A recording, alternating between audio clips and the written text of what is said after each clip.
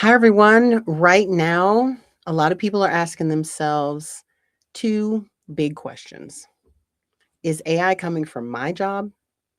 And are my skills going to be irrelevant in 1 month, 2 months, 3 months, a year? And I'm sure you're seeing a lot of information, articles, perspectives, conversations about how AI is negatively affecting our lives. People are losing their jobs. Maybe there's risk or fear. Is it going to take over the world? Nothing's changed in our lives.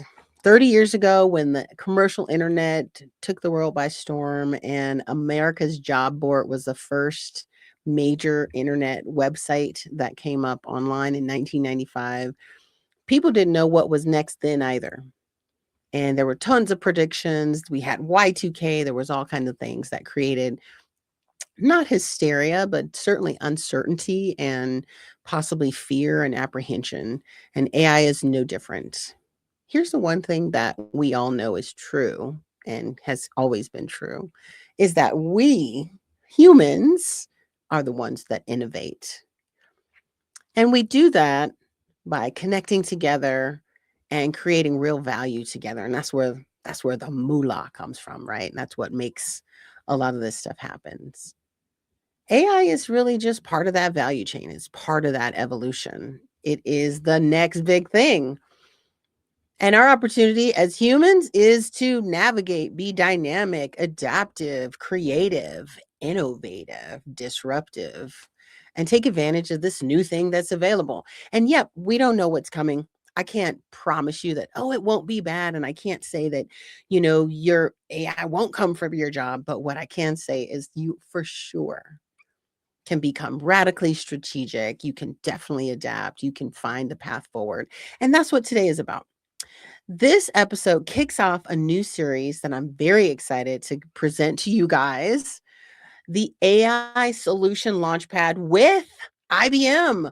We're so honored that IBM has chosen to work with us to showcase several of its build partners that have actually built practical yet disruptive and innovative AI solutions on IBM technology. This session's got two pieces. The first one, we're going to get deep and candid and talk about the hard questions about one of those truly innovative solutions. I've got the CEO of 11X, which is a venture-backed AI startup in the realm of revenue operations, innovating revenue operations with AI. The second part of this conversation is for those of you out there that are thinking about, dreaming about, wondering about your AI solution. Maybe you're in the tech space, maybe you're not in the tech space, but you're thinking that there's an opportunity for you with an AI solution. I've got two incredible voices from IBM that are going to talk to you about how IBM enables organizations like 11X. No matter how small you are, no matter how big you are, they've got a really incredible program to help folks envision, build, and launch their AI solutions. And so that'll be the second part of today's conversation.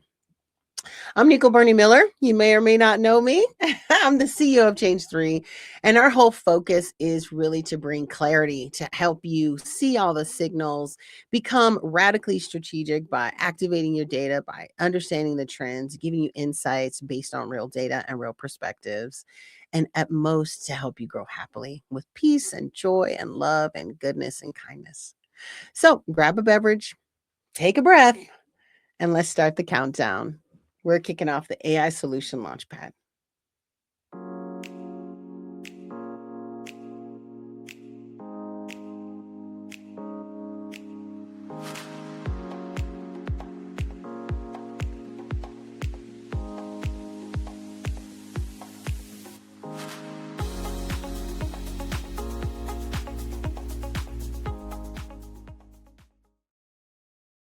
Hi, I'm welcoming Prabhat Jain, the CEO of 11X. How are you?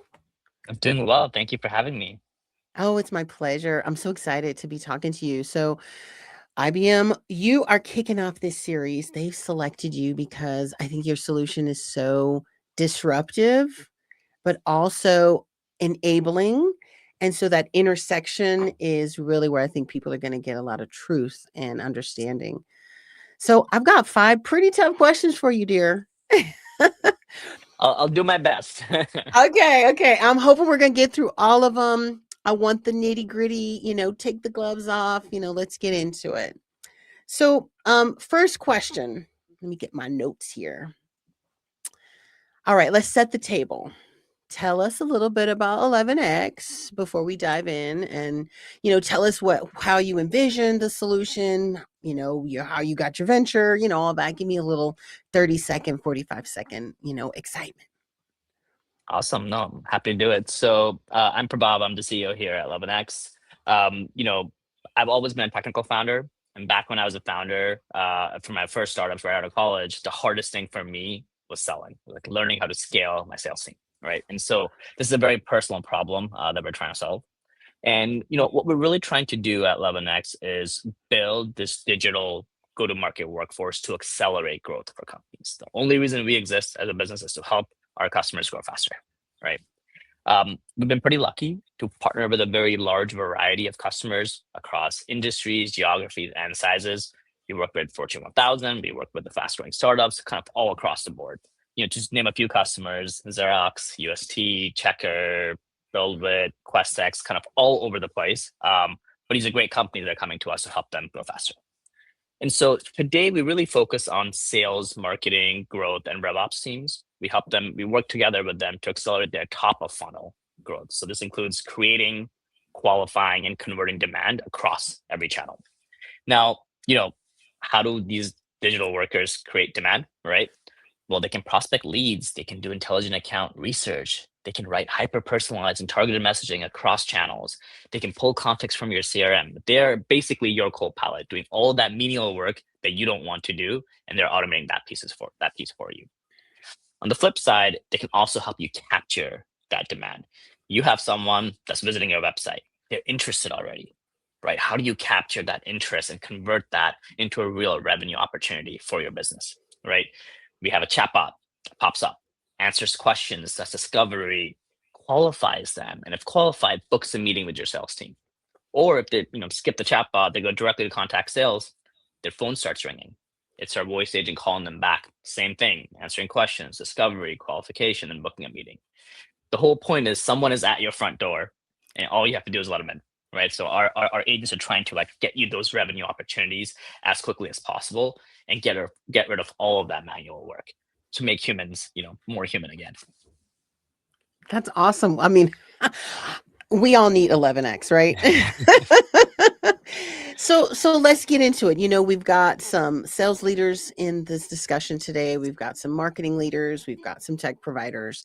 And, a question that a lot of folks, start to ask is, you've obviously spent a lot of time with enterprise go-to-market leaders around the world in, huge companies and startups. What are some of the biggest problems that you hear preventing them from growing faster? So it's a great question. It's one I basically spent all of my time on. When we chatted with a lot of revenue leaders, the kind of the biggest thing we heard is generating pipeline is really hard. And it's getting Yeah. harder and harder every quarter. If you don't Yes. have pipeline, you don't have You revenue. can't If do you don't have sales. revenue, you're not going to grow, right? Yeah. And so, kind of parts of the problem we heard there was every channel is saturated. Your emails that you're sending out to prospects aren't landing in their inboxes. Everyone is running the same signals, the same playbooks, the same sequences. So outbound as a whole is kind of losing its edge, and this is generic outreach is just not producing actual revenue outcomes for your business. Mhm. So in a world where everyone has the same data, how do you actually stand out, right? But you got to be targeted. You have to be relevant. You have to do this deep personalized account research. You have to show your prospect that like you're speaking to them, you're speaking to their problems, not just talking shop, right? Yeah. But that doesn't scale. It's really hard and time consuming for reps to do that manually. And all this low hanging fruit, these leads that should have been easy wins. Think about prospects that went dark, right? Or deals Mhm. closed a couple of months ago that you maybe lost, or people visiting your website. All that low hanging fruit, no one has time. So just sit there untouched. You literally have these revenue opportunities sitting there that no one is working on. No one has the bandwidth to work on them. Now, if you're a company that is blessed enough to have inbound demand. So people are coming to you, they're knocking at your door. You know, we were talking to these leaders and they were saying, hey, this inbound demand is going to waste, right? These hot leads that come in Yes. very, very quickly, right? Mhm. If you don't get back to this person within 5 minutes, 10 minutes, within an hour, they go They're somewhere gone. else, right? Mhm. And so on the flip side, I feel like, okay, great, I'm just gonna let them book a meeting. Your sales team is getting inundated with these leads that just aren't high quality leads for your business, right? Correct. So it's like the Mhm. second type of problem. The third problem was, we talked to RevOps teams and they were like, look, like we have 20, 50, sometimes even 100 different tools in our entire go-to-market stack, right? You have each one of them requires their own specialist, right? These insights between these tools stay completely siloed, and the outcomes aren't just generating what we want them to. Tools for enrichment, for data, for signals, for sequencing, for LinkedIn automation, for research, for email deliverability, for marketing campaigns, for your inbound marketing chatbot. All of these tools were kind of just there and they have to manage them. And there's a different tool for every team. And so these were like the largest problems we heard when we spent time with enterprise leaders. Awesome. Awesome. Sorry, I had a technical error, so you're getting a All different good. right.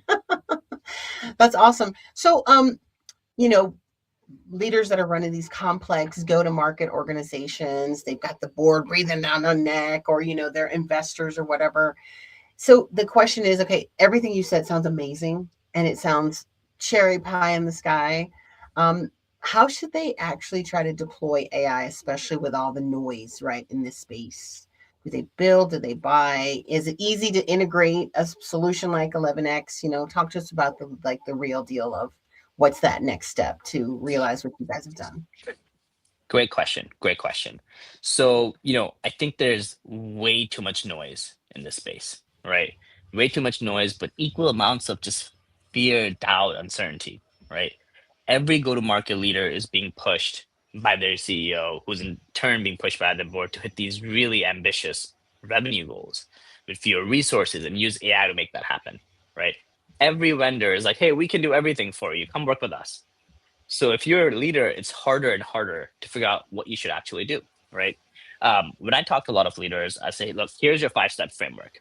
Whether you pick us or someone else, here's what you need to be thinking about in order to make an informed decision, right? And so the first one, what is your actual burning problem? You can't just tell me I want to do more with less. That's not a problem, right? What is your actual problem? Are your account executives wasting time with unqualified leads? Is your Mm, BDR team not generating enough opportunities?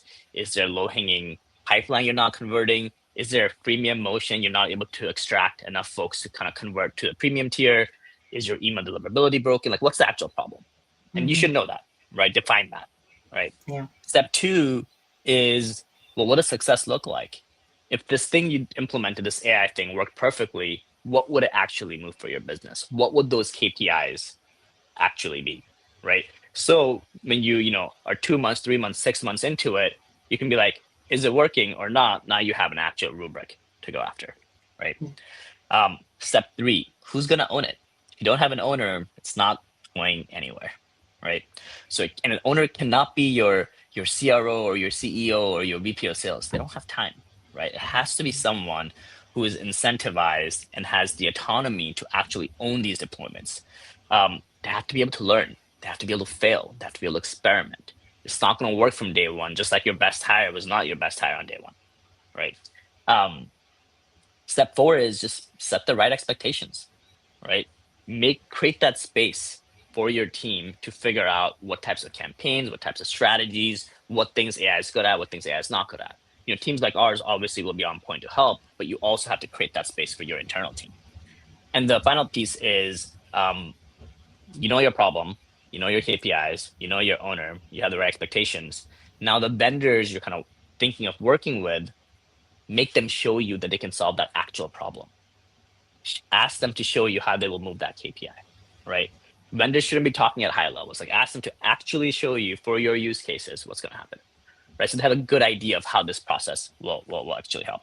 And the one thing I'll point out there is that um, experimentation is a competitive muscle. You mentioned earlier, like, back in the day when we had this whole cloud and internet and all these things come Yeah. out, The companies that started experimenting early were the ones that became enduring. The ones that didn't Correct. died, right? Yep. And so Totally right. you really kind of have to like embrace new technology and learn and grow with it, right? Um, the final piece I'll say is that a lot of customers ask me, well, what should we build internally versus what should we buy? You know, especially a large enterprise. They're like, well, I have a very Yeah. large engineering team. Why can't I just build this, right? And I think the thing that I think about is that it's kind of like a false binary. Like you should build some things and you should buy some things. It's not an either Mhm. or, right? I think there's a few things you should actually own internally. And I think that there's two areas. One is like how you score and score leads and how you prioritize leads.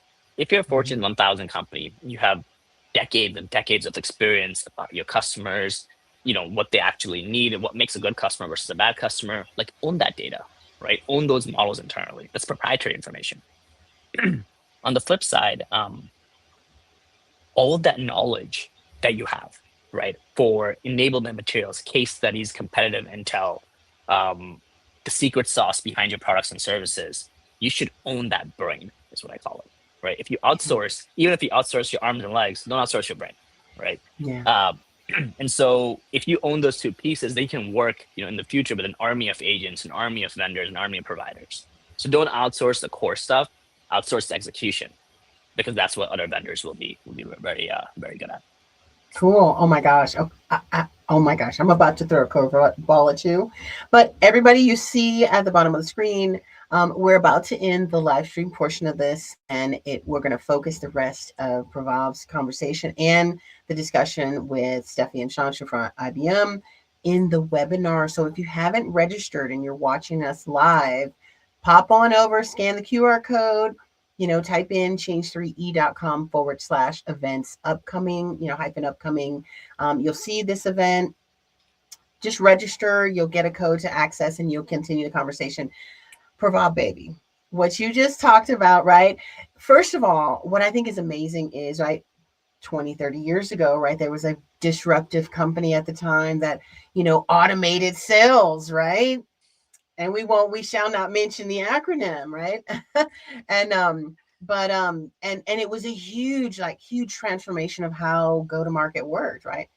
It sounds like you guys are there, right? That's where you are, right? You're the next generation of that, right? A whole 2-3 decades of a certain way to enable sales using the internet and cloud.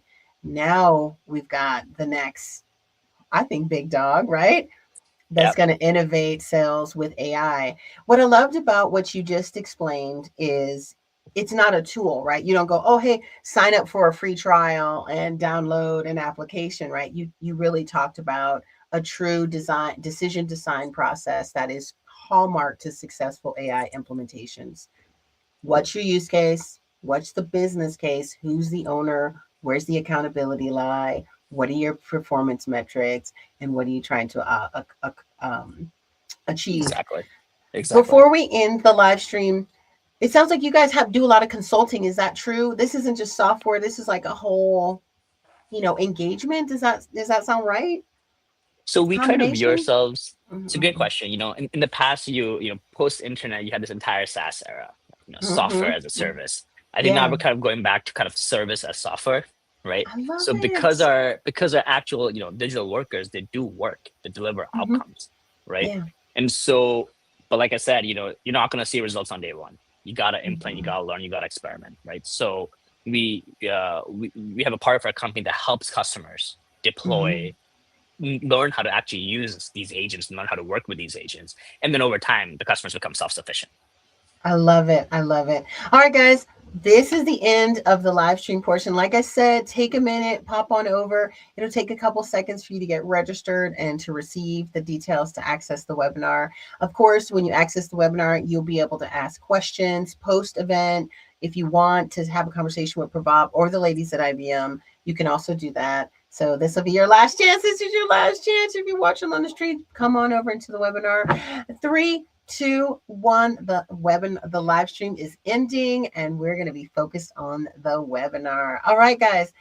Now, Prabab, the next question I'm going to ask you is: there's a lot of noise in the market from where you said what's actually working in production today.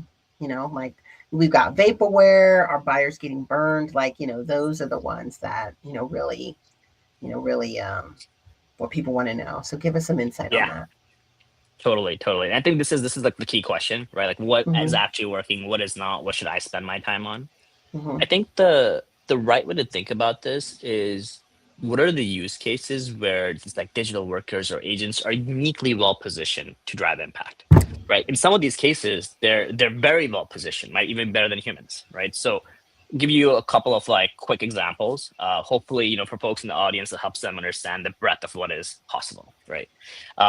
So number one, all these people come into your website. These are interested folks, right? Mm-hmm. They're browsing, they're going to different pages. They might even fill out like a contact sales or request demo form. Well, you could wait for what if they visit your website at midnight? There's no one Yeah. online to call them back. There's Yeah. no one online to call them. What if it's 8 p.m. on a Saturday night, right? Mm-hmm. And so because these agents can work 24/7, they're insanely well trained. Mm. They can call you back wherever you are at whatever time zone, right? And so that experience for the end prospect, someone visiting a website, is really good, right? Because whenever they're free, they get all their questions answered and take the next step, right? And this just wasn't possible before with AI agents unless you had an outsourced call center always on 24/7. It's very, very expensive, right? So, and that's a good use case that I think agents do a really good job at. I think for sales teams who are overwhelmed with just net new business, like bringing in new deals to the business, it's all this low hanging fruit I talked about earlier. Re-engaging a deal they lost a couple months ago, or these inactive leads. That is where AI can help them see the blind spots, automatically re-engage those leads to work on behalf of these reps to help them generate more opportunities. Um, let's say you have an existing customer base, you want to upsell them, cross sell them, especially for small and medium businesses that might be in your low revenue segment. You can't dedicate a human rep to them, but you can dedicate an AI agent to them. They can call them up. Yeah. They can ask for for if they need any support, and then kind of hunt for these new opportunities, right? Marketers, right?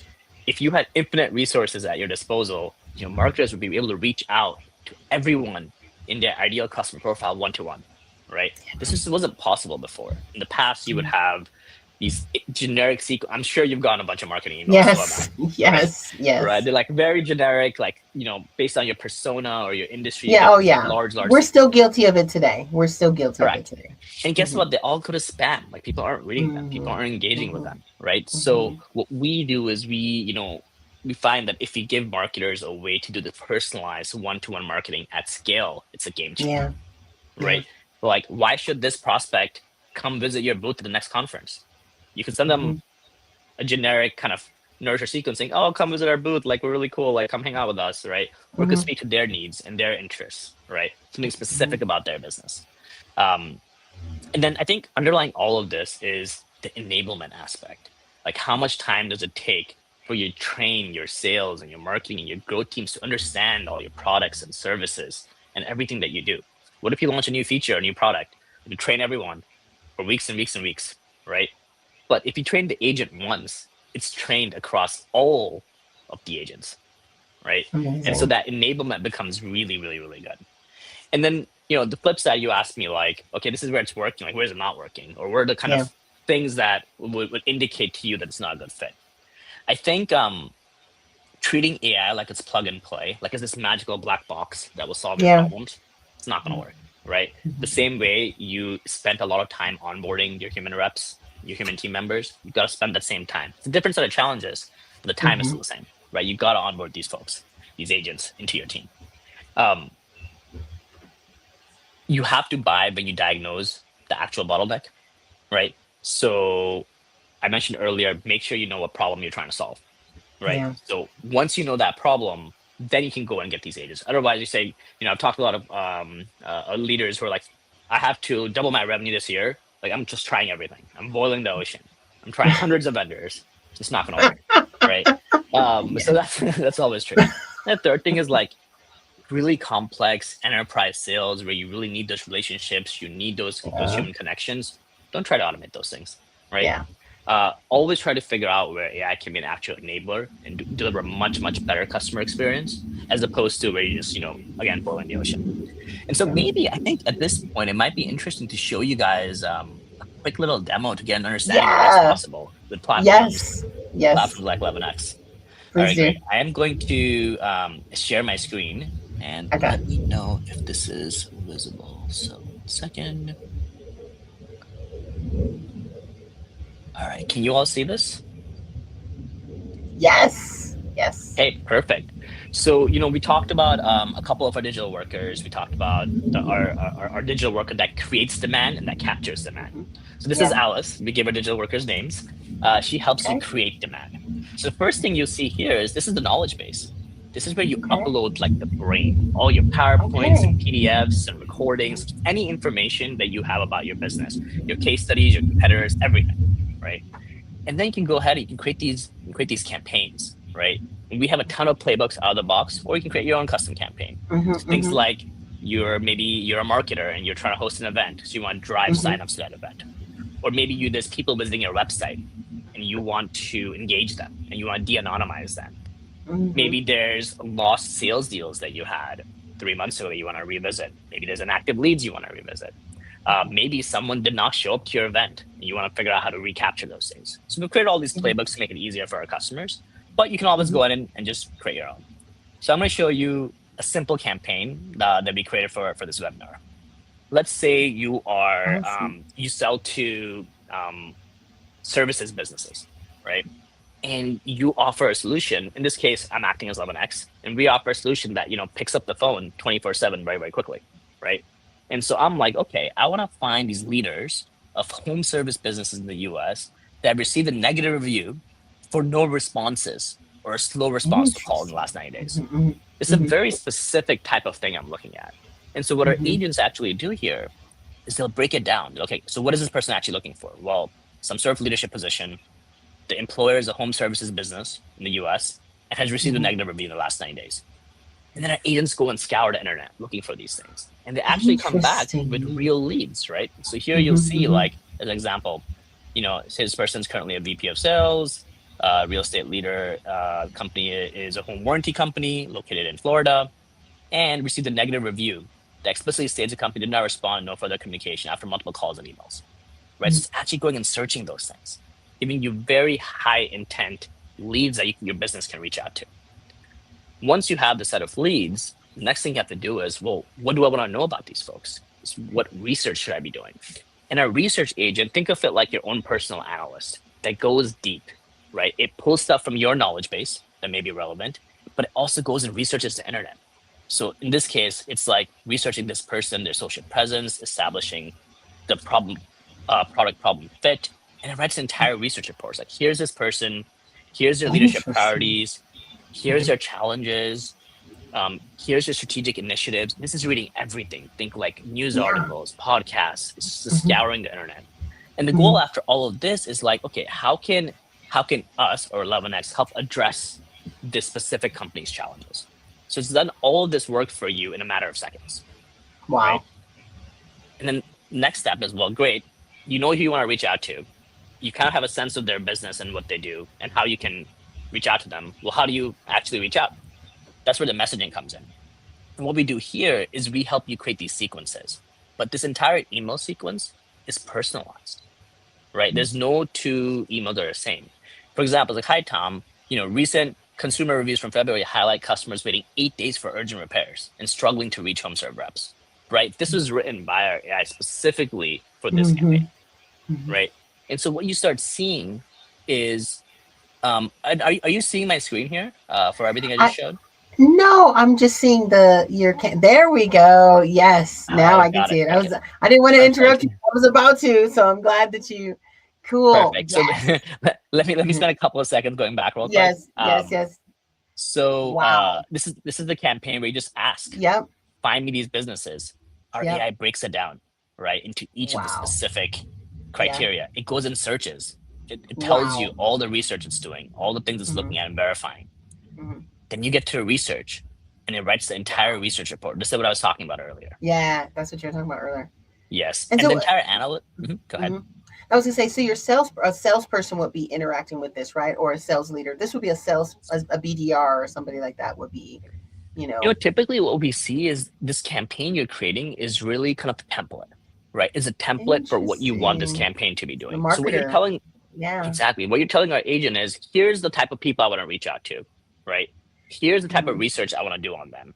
Here's the Yep. type of messaging, and now just go do it. Go execute Yeah. for me. I have given you the idea, now you go execute. And every single day, it'll go out, find leads, do the research, engage them via email, right? Cool. And so the interesting thing here is you can tell us what you want to research. Maybe you want to go Mhm. research their public filings or something of that sort, and it will go and Mhm. do that. Mhm. This is your research analyst, right? And then I mentioned you get into messaging. Like, this email was written specifically for this lead, for this campaign, right? And it's really personalized and really relevant. Everyone talked about personalized. I think personalization without relevance is completely useless.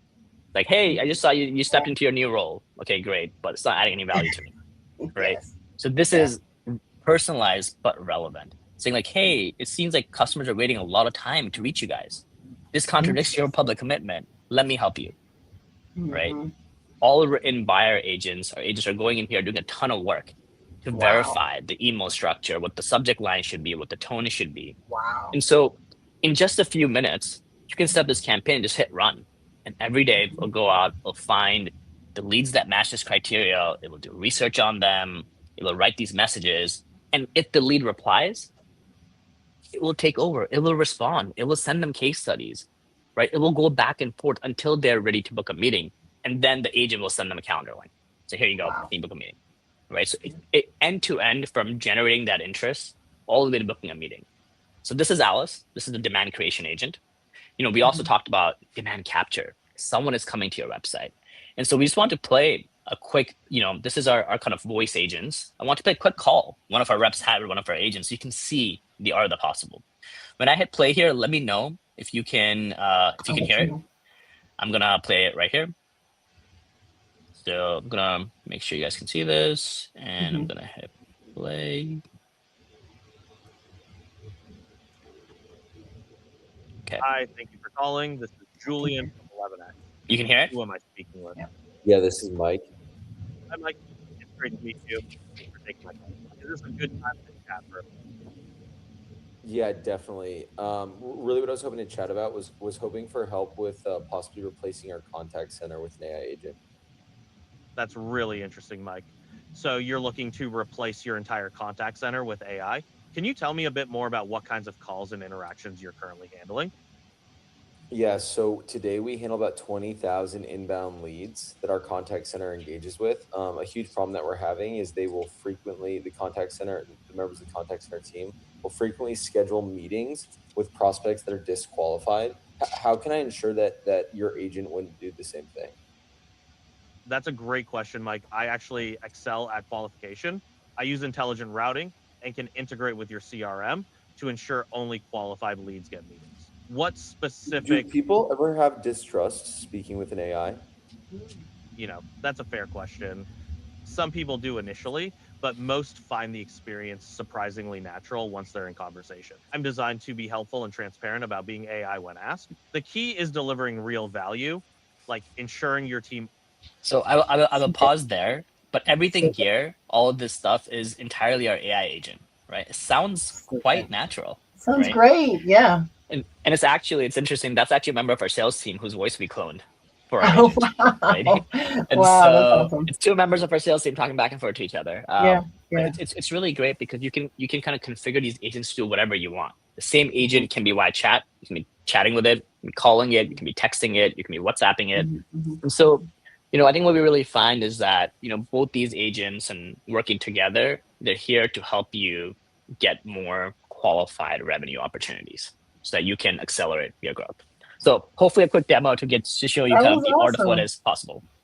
That's so awesome. That's awesome. All right. So look, now I'm gonna ask you a really hard one now, because folks are worried. I got to lose my job. I'm a great sales Yeah, rep, and now this was my career path. Am I suddenly out of a job? So what's the go-to-market organization look like in the future? it's a great question. I think a lot of people ask me, like, it's like sales done, our SDRs and BDRs Yeah. done, our marketers done. Yeah. And I think, Yeah. what you kind of alluded to this earlier, every time there's been a technological shift, it's only given more and more leverage to the humans, right? Correct. And so Yeah. I think AI isn't replacing these people, it's replacing all the work they hate doing. It's replacing all that manual work that they were doing. It's helping make them more efficient, right? So the SDR of the future doesn't spend their time researching and like handwriting emails. They spend their time talking to prospects, literally on the phone with them, Building building those relationships. relationships, and then becoming sellers and Yes. account executives faster. No one stays in SDR for their entire career, right? It's kind of a job where you learn the ropes, you can become a seller. So you actually get to be faster and faster at getting to where you actually want to go. Marketers no longer need to spend half their time figuring out how they're going to execute on these creative ideas they have. Yes. One of the things, I hope that we can do, and I hope that AI can do in general, is like commoditize execution. You have an idea, your tools should be enabling you to actually make that happen, right? So I really want to have a part to kind of play in that. So it's basically take human creativity, take those human relationships, bring them front and center, like bring the humanity back to sales. I think over the years, we've actually become more and more robotic. We have all these things we follow, all these like different calls we're doing. It's exact same emails going out. And let's, get rid of the robotic stuff. Let's focus on making humans human and letting these sellers have so much more leverage with AI now. I love it. That's the quote of the century. Let's focus on letting humans be human. I love it. That's awesome. All right. Well, Prabal, that was incredible. We could spend all 60 minutes talking about 11X and how you're going to change the world. I need you to promise me that you're going to come back in a couple, 3 months, right? We're going to do this again, make it even bigger, right? Because I think we should do a whole full thing about the future of go-to-market and how you guys are disrupting it. I think it'd be great. And I just heard a yes. Awesome. Okay, cool. So now we're going to shift over to Meet the AI Solution Launchpad with IBM. So I've got Steffi Diamond and I've got Sancha Matheson, who are work at IBM's Partner Plus. They work closely with Prabhav and his team. Hi, Sancha. Hi, Steffi. Hi, ladies. And so these ladies, they work with partners like Prabhav to help them, take their ideas and build them on top of IBM's, groundbreaking AI technology and more, and then help them bring that to market. So I'm gonna ask you a couple little questions, and then I think you ladies will show us kind of, how do tech partners launch, right? In that, in this AI solution. So from IBM's perspective, where do you think that, small tech providers, startups like 11X or even established ones that might have been resellers or selling equipment in the past, where do they think they get stuck when it comes to like this transition to AI? Yeah, that's a fantastic question. So thanks for asking it. It's interesting. We meet, Sanch and I, we work with many different partners, and in a lot of cases, there's such a want to cover all these different and exciting use cases when it comes to AI. And so what happens is there's a tendency almost to want to boil the ocean. So, so what we do is when we talk to our partners, we try to kind of hone in on that low-hanging fruit, try to focus in on the small win. It's not actually a small win. It's actually the closest one to get that win, because when we find that you can get that first win, that then success is scale from there. But it's understandable to have that inclination to just want to get everything done because it's so exciting right now. So yeah, I call that decision overload, right? It creates friction. You get excited. I'm susceptible to that. Oh, let's do this. Oh, let's do that. It's a great question. Great answer. Great answer. All right. So as you look at the IBM partner ecosystem, which is massive, tens of thousands of partners worldwide, what would you say would define market ready for an AI solution? I'm sure a lot of your partners are building on Watson X. You guys have been, thought leaders and forerunners in this AI space. So, when you do have some guidance of saying that, hey, they're ready to go to market with their solution. Yeah, that's another great question. Yeah. So what Sanch and I focus on really is amplification. So what we found is, messaging is critical. And this is much to what Prabhav was saying also. Messaging needs to be concise. Messaging needs to be direct and get at the people that you're trying to talk to. Right. So when we find a lot, we have to hone in and help our partners in getting to that message, whether it's, we connect our partners to our sales team, and with sales, the attention span is very small. They get pulled away in many different directions. So we really focus on how can we really draw that attention and get that messaging. correct. So it's more around that, making sure that we can really get that messaging strong and be the one that's out there, because as everybody knows, there's so much noise, there's so much out there. How can we have our partners have that voice and really stand out? That's what we focus on. Yeah. So walk me through it. I mean, talk to us, talk to this audience, because we've got folks that are tech providers that I'm sure want to launch a solution. I was actually meeting one last week that was thinking about, bringing to market an AI solution on Microsoft's 365 stack. I know you guys just partnered together. You've got some good interactions there. Yeah. So, for these small tech partners or even the more developed ones, what is IBM Partner Plus? What's the build program? Walk us through it. Sure. And you can bring up the slides if you want. So first of all, I just want to send a huge thanks to Prabhav and 11X for speaking today. They're a fantastic partner, very exciting, obviously very exciting agents that they're working on in a very important part of our business. Sanch and I get the pleasure of meeting with many different partners, different varieties, small, large enterprise partners. And it's always interesting and makes our job interesting to kind of gain their insights, and it's all very different. So we're very grateful. I love the focus on personalization. We take that to heart as we're amplifying. So I just love it. So thanks, Prabhav. And huge thanks to you and the team at Change 3. Collaborating with you guys, I'm going to talk in a minute about amplification, but one of the ways that Sanch and I kind of look at things is we try to be creative. We try to be different.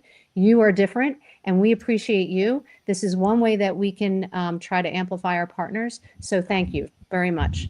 So on that topic of amplifying, I can go through a couple minutes of how our ecosystem amplification program works. So we can go to the next slide.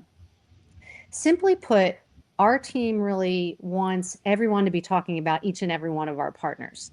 So we want our partners' names, their agents, their solutions. We want that to resonate with everybody. That's kind of our mission. And if you can imagine at IBM, it's this huge machine, if you will. We have a plethora of resources. What we do is we work with each of our partners, and we try to understand their business really carefully and thoughtfully. And then Sanch and I really are the connectors back to IBM, knowing all of our resources, and we hone in on how to optimally fuel business for each one of our partners. So that's really what our role is. So the way we do that is, we think about how to amplify them both internally and externally, and they're equally important. So when you think internally, we really want to drive business. We really want to get to our sales teams, and we really want to get that messaging to our sales teams and excite them about our partners and their agents and solutions. But equally, obviously, we want externally, right? We want to be able to amplify, and IBM has all the resources to be able to do that. And we think of this amplification as a journey. When we start with a partner and we sign an agreement and we have that partnership, Sanch and I are both thinking, okay, how can we get that word out there about that partnership? What can we do together, whether that's through LinkedIn and social media, whether that's through press and media? That's what we're thinking about. And when we launch the solution, we're thinking, what's the best way in working with this partner? What are successes with the partner? Do events work? Do webinars work?